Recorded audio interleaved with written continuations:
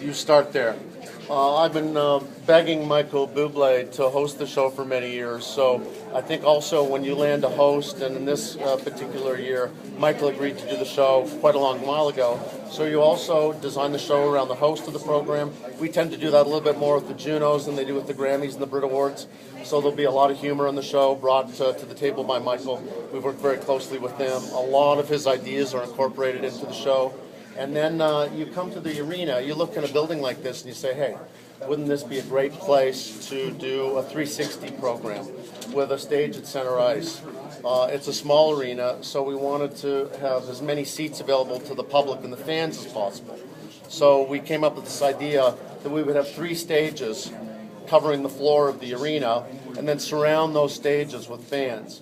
Not people in tuxedos sitting in chairs, but fans standing up, cheering, right pinched to the edge of where our performers are performing. It's been a philosophy of ours. If you look at the Grammys, you'll see people sitting in tuxedos and sitting on their hands, and somebody will do a drop-dead performance, and they'll just sort of maybe clap a little bit.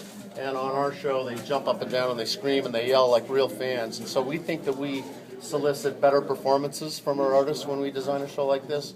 But in this particular arena, it lent itself for us to do something we've wanted to do for a long time, which is a show 360. So while we have a band playing at one end of the arena, we can be setting up another band at the other end of the arena, and we can A and B acts really quickly so we can jam more music into the show, which is always part of the plan. A couple more questions, guys. How many performers are there? I think we got 10 performances, and right up until we decide what the show's going to be on Sunday, that could change. We're kind of loosey-goosey, and we like to jam as much in as possible. But I think we'll have approximately 10 performances, which is a lot. We saw what he was like, Michael, in the Olympics, how funny he was.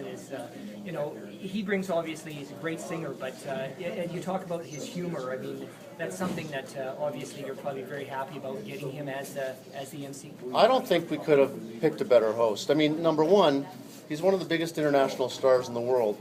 On his Christmas album last year, next to Adele, he was the largest selling recording artist in the world. And you go to the farthest corners of this planet, you hear Michael Bublé music.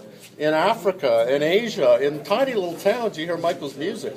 I mean, the guy's an ambassador, but he wrote that song Home, and it was all about coming home. The guy wears Canada, tattooed on his, all over his body. I mean, he's perfect to host the show, and he's got a wicked sense of humor, and he's really happy to be here. There have been times where we've had to drag people kicking and screaming onto our stage, and he's so excited to be part of the program, and he's a riot, and he's a loose cannon, and it's always good in a live show to have stuff that you don't know what's going to happen, and he could be that guy.